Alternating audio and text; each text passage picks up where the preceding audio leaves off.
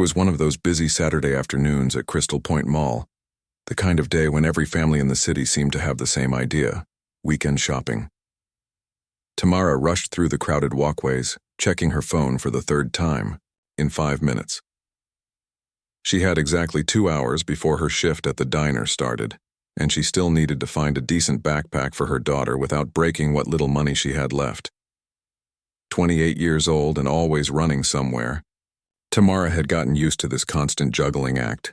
Between her nursing classes, her weekend job at the local diner, and raising her 8-year-old daughter alone, free time was a luxury she couldn't afford. But today felt different. She had finally saved enough from her tips to buy the school, supplies her daughter desperately needed.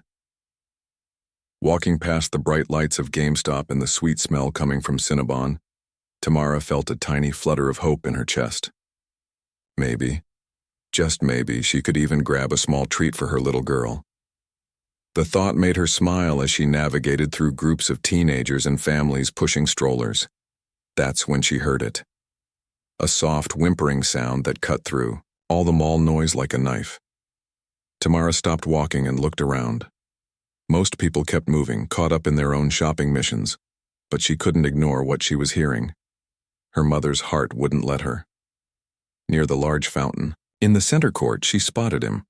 A little boy, probably around 6 years old, standing completely alone. His small shoulders were shaking and tears were rolling down his cheeks as he turned his head left and right, looking for someone who wasn't there. Tamara felt her stomach drop. She knew that look of panic. She had seen it in her own daughter's eyes once when they got separated at the grocery store for just 2 minutes. Without thinking twice, she changed direction and walked toward the child. The boy was wearing a nice polo shirt and clean sneakers that probably cost more than Tamara spent on groceries in a month. But none of that mattered. All she saw was a scared kid who needed help. She approached him slowly, the way she had learned to approach frightened patients during her nursing program. Getting down on one knee so she wouldn't tower over him, she spoke in the gentlest voice she could manage. "Hey there, sweetie. Are you okay?" The boy looked up at her with big, frightened eyes. For a moment, he seemed unsure whether to trust this stranger. Then the tears started flowing harder. "I can't find my daddy," he whispered, his voice barely audible over the mall's background noise. "We were looking at toys and then I saw something shiny, and when I turned around, he was gone." Tamara's heart broke a little more. She had been in similar situations with her own daughter, and she knew how terrifying it must be for both the child and his father. "What's your name, honey?" she asked, pulling out a tissue from her purse. "Tommy," he said, accepting the tissue and wiping his nose. "That's a strong name. I'm Tamara. And you know what, Tommy? We're going to find your daddy, okay? But first, let's get you somewhere safe where he can see you better." She guided Tommy to a bench near the fountain, making sure they stayed in a visible central location. The bench gave them a good view of all the main walkways, and more importantly, it would be easy for Tommy's father to spot them when he came looking. "Can you tell me what your daddy looks like?" Tamara asked, sitting beside Tommy, but giving him enough space so he wouldn't feel trapped. Tommy sniffled and thought for a moment. "He's really tall and he has dark hair like mine, and he was wearing a blue shirt today because I told him blue is my favorite color." Tamara smiled. "That's very helpful. What's your daddy's name?" "David, but everyone at his work calls him Mr. Harrison." The name didn't mean anything to Tamara, but she filed it away just in case. She pulled out her phone and started dialing mall security, but before she could complete the call, Tommy tugged on her sleeve. "I'm scared," he admitted, looking down at his shoes. Tamara put her phone down and focused completely on the little boy. "You know what? It's okay to be scared. When I was little, I got lost in a big department store once, and I was so scared, I couldn't stop crying." Tommy looked up at her with interest. "What happened?" "Well, a nice lady found me just like I found you, and she stayed with me until my mom came. And you know what the best part was?" "What?" "She told me jokes to help me stop being scared." "Do you want to hear a joke?" Tommy nodded eagerly. "Okay, here goes. Why don't elephants use computers?" Tommy shrugged, but she could see a tiny spark of curiosity in his eyes. Because they're afraid of the mouse. It took a second, but then Tommy giggled. It was a small sound, but it was the first time he had smiled since she found him. "That's silly," he said, and Tamara felt a warm feeling spread through her chest. "I've got more where that came from," she promised. "But first, let me call the security guard so they can help us find your daddy, okay?" This time when she dialed, Tommy didn't seem as panicked.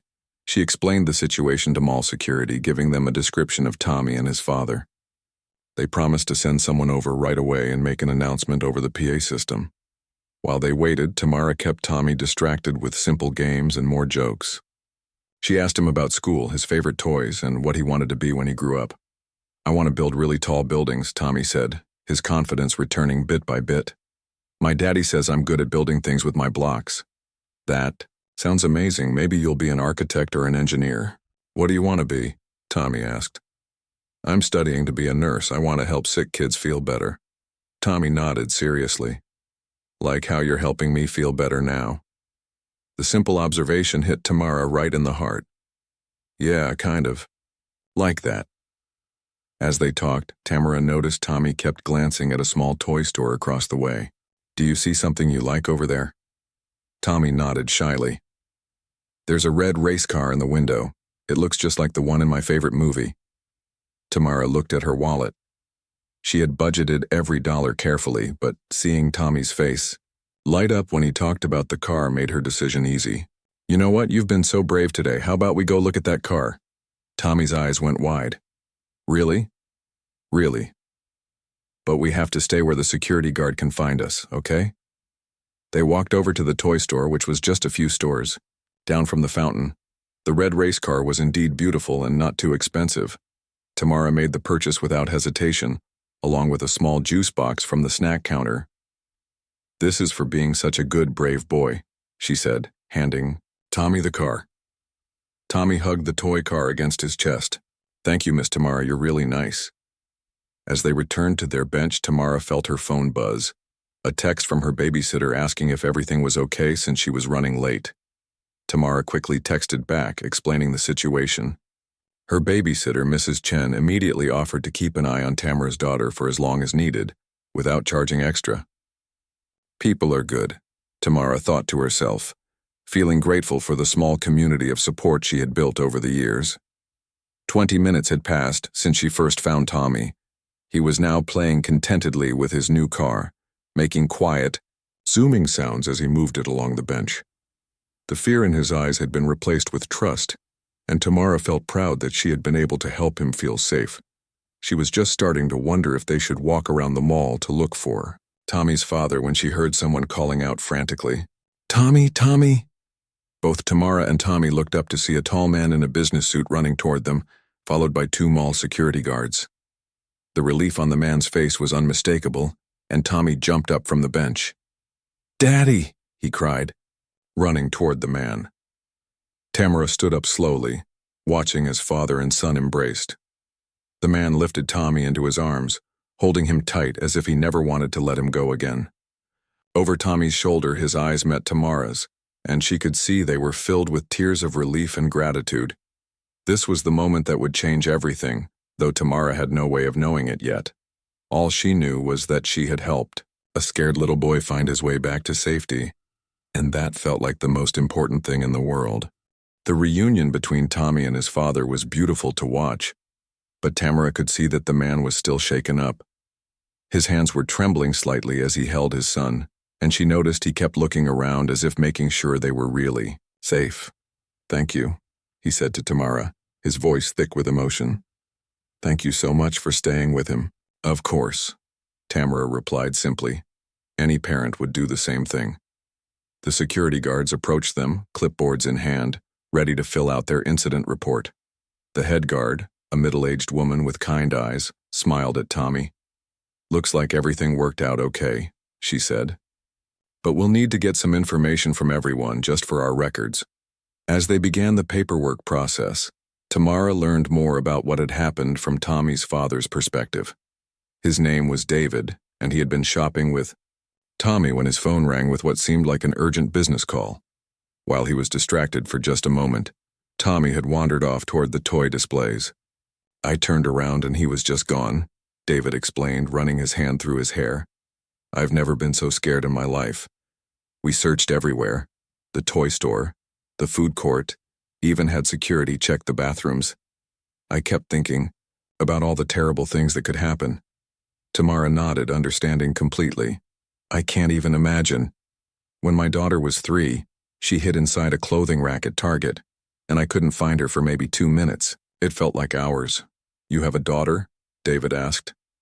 Yes, she's 8. She's with my babysitter right now. Tamara glanced at her phone again. She was now over an hour late for her shift at the diner, but her manager would understand. At least, she hoped he would. Tommy, who had been quietly playing with his new race car, suddenly looked up at his father. Daddy, Miss Tamara bought me this car because I was being brave, and she told me funny jokes and she made sure I wasn't scared anymore. David looked down at the toy in his son's hands, then back at Tamara. You bought this for him? Tamara felt a little embarrassed. It wasn't anything big. He saw it in the store window, and I thought it might help him feel better. That's very kind of you. David reached into his wallet. Please let me pay you back. Oh no, please don't worry about it, Tamara said quickly, holding up her hand. It was just a few dollars, really, it's fine. But David could see something in her eyes. Maybe it was the way she glanced at her phone again, or how she mentioned her babysitter, or the fact that she was carrying a small, worn purse instead of shopping bags like most people at the mall on a Saturday. Whatever it was, he sensed that a few dollars might mean more to her than she was letting on. The security guard finished writing up the report and handed David a copy. Just standard procedure, she explained. Glad everything worked out well. And ma'am, she said to Tamara, it's nice to see people still look out for each other. As the guards walked away, David found himself not wanting to leave just yet. There was something about this woman who had helped his son that made him curious. She had a warmth about her, but also a strength that suggested she was used to handling difficult situations on her own. Would you like to get some coffee? David asked. I mean, if you have time. I'd love to properly thank you, and I think Tommy would like to spend a few more minutes with his new friend. Tamara checked her phone once more. She was now officially very late for work, but she had already called in to explain the situation. Her manager, Carlos, had been understanding, especially when she told him she was helping a lost child. You do what you need to do, Misha, he had said. We'll manage here. I suppose I could do coffee, Tamara said with a small smile. They found a quiet table at the small cafe near the food court. Tommy sat between them, still playing with his race, Karin occasionally showing them the different tricks he could make it do. David ordered coffee for himself and Tamara and a hot chocolate for Tommy. So you mentioned you're a nurse? David asked as they settled in. Well, nursing student, Tamara corrected. I'm in my final year at the community college. I should graduate next semester if everything goes according to plan. That's wonderful. What made you choose nursing? Tamara stirred her coffee thoughtfully. I've always liked helping people, I guess. And when my daughter was little, she was sick a lot. Nothing serious, just the usual kid stuff. But we spent a lot of time in doctor's offices and the emergency room. I saw how much difference a good nurse could make, not just medically, but in making scared kids feel better. Like you did with Tommy today. I suppose so, yeah. David watched as Tamara helped Tommy with his hot chocolate, making sure it wasn't too hot and wiping away his chocolate mustache with a napkin. Her natural way with children was obvious, and he could see why she had chosen her career path. What about you? Tamara asked. What kind of work do you do? David hesitated for just a moment. He was used to people's attitudes changing when they learned about his wealth and status. I run a technology company. We develop software for businesses. That sounds interesting. Is that why Tommy wants to build things? He told me he wants to construct tall buildings when he grows up. Maybe. He's always been fascinated by how things work and how they're put together. David smiled at his son, who was now making his race car drive around the edge of his cup. Actually, he probably gets that from his mother. She was an architect. Tamara noticed the past tense but didn't pry. Some stories were too personal to share with strangers, no matter how kind they seemed. Tommy seems like a really smart kid, she said instead. He is, sometimes too smart for his own good. Like today, when he saw something interesting and wandered off without thinking about staying close to me. Kids do that. It's scary, but it's also normal. They're curious about the world. As they talked, David found himself impressed by Tamara's perspective on things. She had a practical wisdom that came from real experience, not just book learning. When she talked about her daughter, her whole face lit up. When she mentioned her studies, he could hear the determination in her voice. It must be challenging, he said. Balancing school and work and raising a daughter on your own? Tamara shrugged. Some days are harder than others, but lots of people have it tougher than I do. At least I have a plan, you know? I just have to keep working toward it. What's your plan? Graduate, pass my nursing boards, get a job at one of the hospitals here in town. I'd love to work in pediatrics eventually, but I'll take whatever I can get at first. The pay will be so much better than what I'm making now. She paused. Sorry, you probably don't want to hear about all that. Actually, I do, David said, and he meant it. It sounds like you have everything figured out. I try to. My daughter is counting on me, so I can't really afford not to have a plan. Tommy looked up from his race car. Miss Tamara, do you have kids who come to see you when they're sick? Not yet, sweetie. I'm still learning how to be a nurse, but someday, I hope I'll be able to help lots of kids feel better when they don't feel good. Like how you helped me today? Exactly like that. David felt something shift inside his chest as he watched this interaction. Here was a woman who clearly didn't have much money, who was working multiple jobs while going to school, who had probably used her grocery money to buy his son a toy, and yet she was sitting here talking about her dreams of helping other people's children. He thought about his own life, about how easy it would be for him to solve all of Tamara's problems with what amounted to pocket change for him, but he also sensed that she was the kind of person who would be offended by charity, who took pride in earning her own way. Tommy, David said, why don't you go throw away our cups? As Tommy carefully carried the empty cups to the trash can, David leaned forward slightly.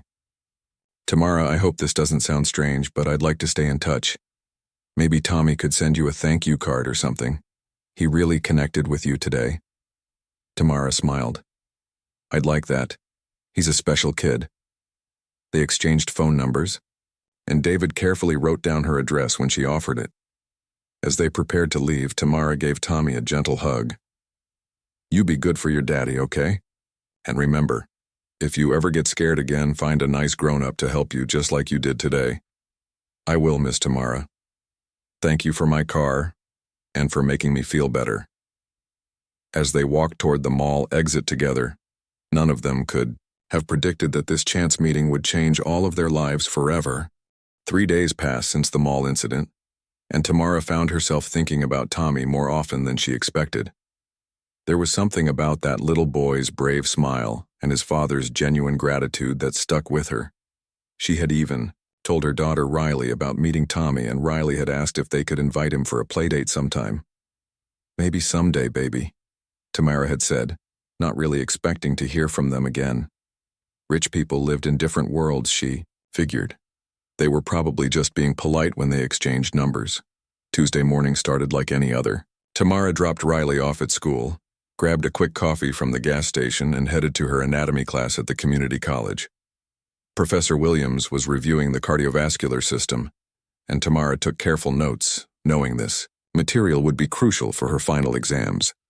After class, she checked her phone and found an unusual message waiting for her. It wasn't from a number she recognized, but when she opened it, her heart skipped a beat. Hi, Miss Tamara. This is Tommy. My daddy helped me write this. I wanted to say thank you again for helping me and buying me the race car. I play with it every day and it makes me think of you. Daddy says maybe we can see you again soon. Love, Tommy. Attached was a photo of Tommy holding his red race car, with the biggest smile on his face. Tamara felt tears spring to her eyes right there in the college hallway. She quickly typed back a response telling Tommy how happy she was to hear from him and how glad she was that he was enjoying his car. But what happened next completely caught her off guard. Her phone rang immediately after she sent the text. The caller ID showed David's number. "Hello?" she answered, wondering if something was wrong. "Tamara, hi, it's David. Tommy's father. I hope I'm not bothering you." "Not at all. I just got Tommy's sweet message. That really made my day." "I'm glad. Listen, I was wondering if you might have some time to meet up today. There's something I'd like to discuss with you." Tamara felt a flutter of nervousness. "Is everything okay? Is Tommy all right?" "Oh yes, he's fine. More than fine, actually. He hasn't stopped talking about you since Saturday. It's something else entirely. Would you be free for lunch, maybe around noon?" Tamara glanced at her schedule. She had a break between classes, and her work shift at the diner didn't start until 4. "I suppose I could do that. Is there somewhere you'd like to meet? How about that little cafe in the mall where we had coffee? Would that work for you?" "Sure, I can be there at noon." As Tamara hung up, she couldn't shake the feeling that something was different about David's voice. There was an excitement there, like he had good news to share, but she couldn't imagine what it could be. She arrived at the cafe a few minutes early and found David already waiting at the same table they had shared before. He stood up when he saw her, and she noticed he seemed more formal today, wearing a crisp business suit instead of the casual clothes from their first meeting. "Thank you for coming," he said as she sat down. "Can I get you something to drink?" "Just water is fine, thanks."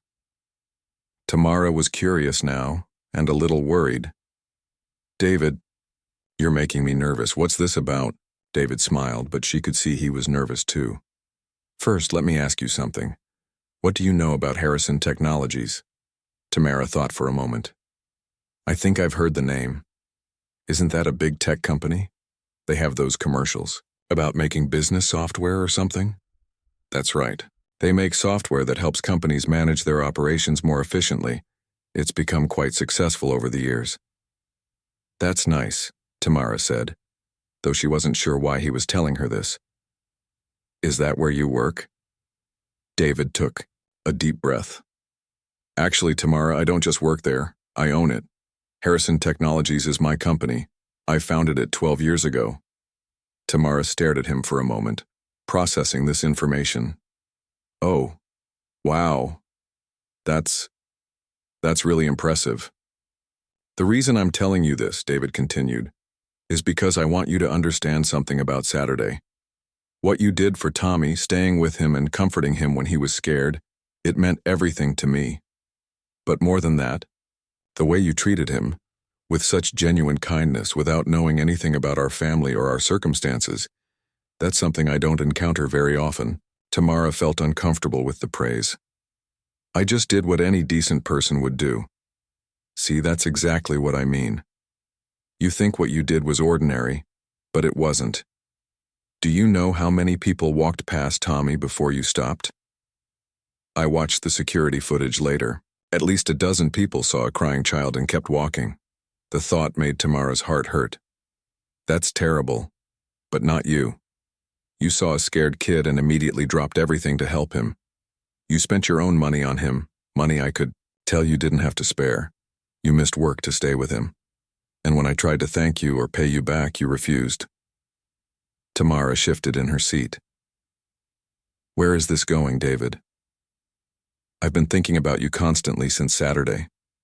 About your story, your dreams, your situation. You're working 2 jobs while going to school full-time, raising a daughter on your own, and you still have enough heart left over to help a stranger's child." "Lots of people work hard," Tamara said quietly. "Yes, but not everyone does it with such grace, and not everyone would give what little they have to help someone else." David leaned forward. "Tamara, I looked into your nursing program." A chill ran down Tamara's spine. "You what?" "I hope you don't mind. I have some contacts at the college, and I asked about their nursing program in general terms. I learned that it's very competitive, that students have to maintain high grades while completing clinical hours, and that the final semester is especially demanding." Tamara nodded slowly, not sure where this was headed. "I also learned that many students struggle to finish because of the financial burden. Even with financial aid, the cost of books, supplies, and clinical fees can be overwhelming. Now, Tamara was getting worried. David, if you're leading up to offering me money, please don't. I appreciate the thought, but I can't accept charity. This isn't charity, David said firmly. This is something else entirely. Let me finish, please. Tamara nodded, though her hands were clenched in her lap. My company has a foundation. We provide scholarships to deserving students in healthcare fields. Every year we award several full scholarships to people who show both academic excellence and strong character. That's wonderful, Tamara said carefully. I want to nominate you for one of those scholarships. A full ride for your final semester plus a guaranteed interview for a position at Children's Medical Center when you graduate. Tamara's mouth fell open. What? The hospital is one of our partner institutions. They have an excellent pediatric department, which I know is where you want to work eventually. David, Tamara struggled to find words. I can't accept this. It's too much. You don't even really know me. I know enough. I know you're exactly the kind of person we created this scholarship for. Someone who works hard, maintains excellent grades under difficult circumstances, and demonstrates exceptional character. But we only met 3 days ago. Sometimes 3 days is enough to see what kind of person someone really is, especially when that person reveals their true character in a moment of crisis. Tamara felt tears starting to form in her eyes.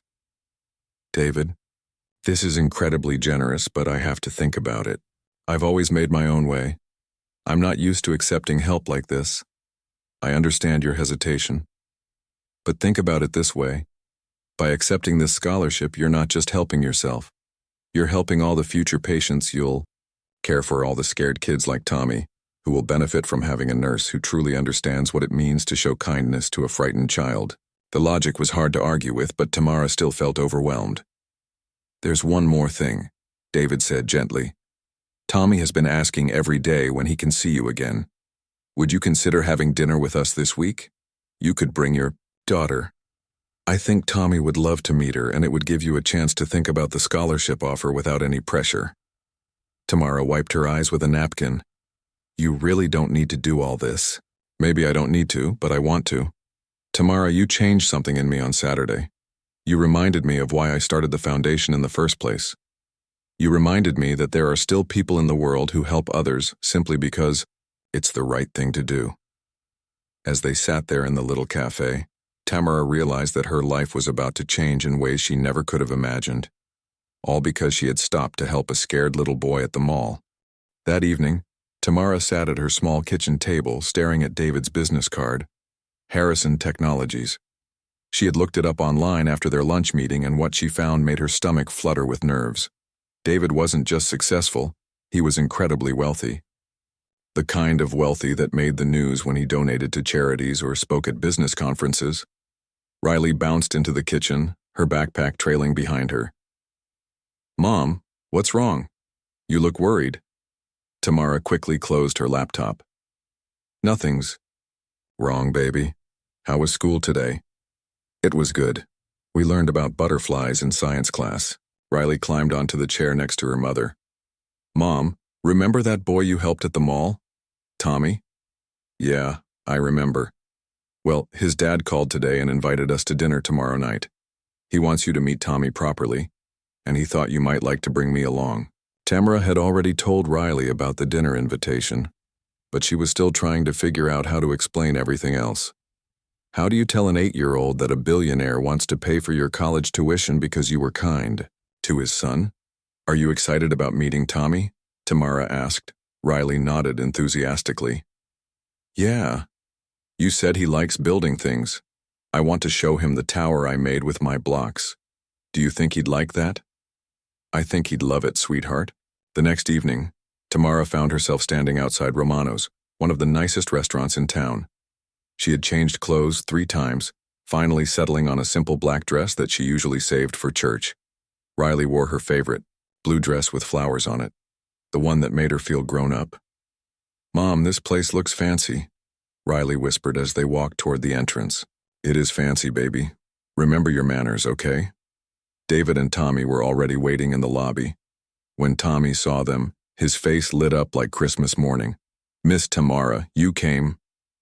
He ran over to them, stopping just short of a hug before looking up at Riley shyly. "Tommy, this is my daughter Riley," Tamara said. "Riley, this is Tommy, the boy I told you about." "Hi," Riley said, equally shy at first. "Hi," Tommy replied. "Do you like race cars? I brought mine to show you." Riley's shyness melted away. "I like cars. I have a pink one at home that's really fast." David approached them with a warm smile. "Tamara, thank you for coming. And Riley, it's so nice to meet you. Tommy has been talking about this dinner all day." The hostess led them to a quiet corner table with a beautiful view of the city lights. Tamara had never eaten anywhere this nice before, and she felt a bit overwhelmed by the fancy menu and the way the servers treated David like he was someone very important. "Don't worry about the menu," David said quietly, noticing her hesitation. "They have great chicken fingers for the kids and their pasta is excellent." As they ordered, Tamara watched Tommy and Riley warming up to each other. Tommy showed Riley his race car, and Riley told him about her block tower. Soon they were chatting like old friends. "They're getting along well," David observed. "Riley doesn't usually warm up to new people this fast," Tamara said. "Tommy must have that special something." "He gets that from his mother," David said softly. Tamara had noticed that David rarely mentioned Tommy's mother, and she didn't want to pry. But something in his voice made her look at him more closely. "She passed away 2 years ago," David said, answering her unspoken question. "Cancer. It was a long fight, and Tommy was only 4 when we lost her." "I'm so sorry," Tamara said, meaning it deeply. "Thank you. It's been just the 2 of us since then. Some days are harder than others." David watched his son animatedly explaining something to Riley. "That's actually part of why Saturday meant so much to me. I worry constantly about being enough for him, about making sure he grows up to be a good person despite having so much privilege." Tamara felt a pang of understanding. Being a single parent is scary no matter what your situation is. Exactly. And seeing how you handled him when he was frightened, seeing how naturally kind and patient you were, it reminded me of her. She had that same gentle strength. The conversation was interrupted by Tommy tugging on his father's sleeve. "Daddy, Riley says she's learning to read chapter books. Can we get her some books?" David smiled. "What kind of books do you like, Riley?" Riley looked at her mother for permission before answering. "I like stories about animals and adventures, and books about kids who solve mysteries." "I know just the place to find those," David said. "Maybe we can go to the bookstore after dinner." Tamara started to protest. He was already doing too much. But David held up a gentle hand. "It's just books, Tamara. Let the kids have some fun." As dinner progressed, Tamara found herself relaxing despite the fancy surroundings. David asked Riley about school, her favorite subjects, and her dreams for the future. He listened to her answers with the same serious attention he had given to Tamara's story about nursing school. "I want to be a teacher," Riley announced proudly. "I want to help kids learn to read." "That's a wonderful goal," David said. "Teachers are some of the most important people in the world." Tommy looked up from his chicken fingers. "Miss Tamara wants to help sick kids feel better, and you help companies work better with your computers. And Riley wants to help kids learn. Everyone helps people." The simple observation made all 3 adults smile. "You're right, buddy," David said. "That's what makes life meaningful, helping other people." After dinner, they walked to the nearby bookstore. David told the kids they could each pick out 3 books, and Tommy immediately grabbed Riley's hand to show her the section with mystery stories. Watching them together, heads bent over the same book, Tamara felt her heart swell. "They're like instant siblings," she murmured to David. "I was thinking the same thing. Tommy's never had that before. A friend who just accepts him for who he is, not because of what our family has." As the kids browsed through books, David turned to Tamara. "Have you thought any more about the scholarship?" Tamara had been thinking about little else for the past 24 hours. "I have, and I keep going back and forth. Part of me wants to say yes so badly it hurts, But another part of me feels like I'm taking something I didn't earn. Can I tell you something? When my wife was sick, people helped us in ways I never expected. Not because they wanted something from us, but because they cared. I learned that sometimes accepting help isn't about you. It's about giving other people the chance to do something good. But this is different. This is huge. Is it really different, though? You helped my son when he needed it most. Now I want to help you when you need it most. That seems pretty fair to me. Tamara watched Riley carefully examining a book about a girl detective. What if I accept the scholarship and then I fail? What if I'm not as good as you think I am? Tamara, you're working 2 jobs while maintaining excellent grades in nursing school and raising a daughter as a single parent. I think you've already proven you can handle anything. I just don't want to let you down. The only way you could let me down is by giving up on your dreams because of pride. Riley came running over with her 3 chosen books, Tommy close behind with his selections. Mom, look, Tommy helped me find a book about a girl who solves mysteries with her dog. That sounds perfect, baby. As they prepared to leave the bookstore, Tommy tugged on Tamara's dress. Miss Tamara, are you going to be our friend forever? Thomas. Question hit Tamara right in the heart. She knelt down to Tommy's level. I hope so, sweetie. Would you like that? Yes. And I hope Riley can be my friend forever, too. I think that can be arranged, Tamara said, looking up at David, who was smiling at the scene. Walking back to their cars, Riley slipped her hand into Tommy's on one side and Tamara's on the other. Mom, I really like Tommy and Mr. David. Can we see them again soon? I think we probably will, baby. As they said their goodbyes in the parking lot, David handed Tamara an envelope. Just think about it, okay?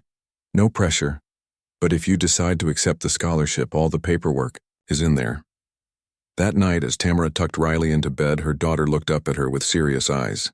Mom, I think Tommy and his daddy are really nice, and I think they need friends just like we do. What makes you say that? Tommy told me his mommy is in heaven, and sometimes he gets sad. I told him that's okay because I get sad sometimes too when I miss my daddy. Tamara's ex-husband had left when Riley was 2, and they rarely spoke about him anymore. What did Tommy say to that? He said maybe we could be sad together sometimes, and happy together too. I think that's a good idea, don't you? As Tamara kissed her daughter goodnight, she realized that this decision wasn't just about her anymore. It was about giving both of their children the chance to have the kind of friendship that could last a lifetime. Tamara held the envelope in her hands for 3 days before she finally opened it. She kept it on her kitchen table, moving it aside when Riley did homework, then placing it back in the center when she left for school. The white envelope seemed to glow under the overhead light, representing a future she had never dared to imagine. On Friday evening, after Riley was asleep, Tamara finally tore it open with shaking hands. Inside was a formal scholarship application, already partially filled. Out with her information. There was also a letter from the director of Children's Medical Center, explaining their partnership with Harrison Technologies and expressing interest in interviewing qualified nursing graduates. But what made Tamara's breath catch was the handwritten note from David. Tamara, I know this feels overwhelming, but I want you to understand something. This scholarship exists because people like you exist. We created it specifically for individuals who demonstrate exceptional character under difficult circumstances. You didn't just help Tommy that day at the mall. You showed him what kindness looks like. That's worth more than any amount of money. Please don't let pride rob the world of an incredible nurse. Your future patients need you. David. Tears rolled down Tamara's cheeks as she read the note twice. She thought about her conversation with Riley the night before, about being sad together and happy together. She thought about Tommy's bright smile and David's genuine gratitude. Most of all, she thought about her dreams of working in pediatrics, of helping scared children feel safe and loved. That weekend, Tamara made her decision. Monday morning, she called David while walking between classes at the college. David, it's Tamara. Hi. How are you? How's Riley? We're both good. David, I've been thinking about your offer and She took a deep breath. I want to accept the scholarship. There was silence on the other end for a moment. Then David's voice came through, filled with joy. Tamara, that's wonderful. I'm so happy you decided to say yes. I have conditions, though. Of course. What are they? First, I want to pay it forward somehow. Once I'm working as a nurse, I want to contribute to the scholarship fund, even if it's just a small amount each month. That's not necessary, but if it makes you feel better, I think that's a beautiful gesture. Second, I want Riley and Tommy to stay friends regardless of what happens with my career. They've bonded, and I don't want our adult decisions to affect that. I was hoping you'd say that. Tommy asks about Riley every day. And third, I want you to know that I'm accepting this not just for me, but for all the children I'll be able to help because of your kindness. I promise I won't waste this opportunity. Tamara, I never doubted that for a second. 2 weeks later, Tamara walked into the financial aid office at her college with the completed scholarship paperwork. The administrator's eyes widened when she saw the Harrison Technologies letterhead. My goodness, this is a full scholarship, for your remaining semester plus book allowances and clinical fees, the woman said. Do you mind me asking how you qualified for this? Tamara smiled. I helped a lost child find his father. The next few months passed in a blur of intense studying, clinical rotations, and growing friendship between the two families. Tommy and Riley had playdates every weekend, sometimes at Tamara's small apartment, sometimes at David's beautiful house across town. The children didn't seem to notice or care about the difference in their homes. They were too busy building elaborate block cities and racing cars around imaginary tracks. David often stayed for dinner when he picked up Tommy, and Tamara found herself looking forward to their conversations. He was nothing like she had expected a billionaire to be. He was kind, down to earth, and genuinely interested in her studies and Riley's school progress. You know, David said one evening, as they watched the children play, I haven't seen Tommy this happy since before his mother died. Having you and Riley in our lives has been a gift. You've given us so much more, Tamara replied. This scholarship has changed everything for us. No, Tamara, you changed everything. The scholarship is just paperwork. As graduation approached, Tamara threw herself into her final exams and clinical requirements. The pediatric rotation at Children's Medical Center was everything she had hoped it would be. She worked with children of all ages, from frightened toddlers to brave teenagers facing serious illnesses. Every day she thought about Tommy and how his scared face had led her to this calling. The head nurse, Mrs. Patterson, pulled Tamara aside during her last week of clinical. I've been watching you work with our young patients, she said. You have a natural gift for making children feel safe. We'd love to offer you a position here once you pass your boards. Tamara felt tears of joy spring to her eyes. Really? In pediatrics? Really. We need nurses who understand that healing involves more than just medical care. You get that. On graduation day, Tamara sat in the auditorium wearing her cap and gown, scanning the crowd for familiar faces. Riley sat in the front row with David and Tommy, all three of them beaming with pride. When Tamara's name was called, she heard Tommy's small voice yell, "That's Miss Tamara," above the applause. After the ceremony, as families gathered for photos, David approached Tamara with a serious expression. There's something else I want to give you, he said, handing her a small wrapped box. David, you've already given me so much. This isn't from me, it's from Tommy. Tamara opened the box to find a simple silver necklace with a small heart pendant. Inside, the heart was engraved, "Thank you for helping me find my way home." He picked it out himself, David explained. He said you helped him find his way home that day at the mall, and now he wants you to always remember that you'll always have a home with us. Tamara was crying now, and she knelt down to hug Tommy tightly. Thank you, sweetheart. This is the most beautiful gift anyone has ever given me. Miss Tamara, are you going to be a real nurse now? Tommy asked. Yes, I am.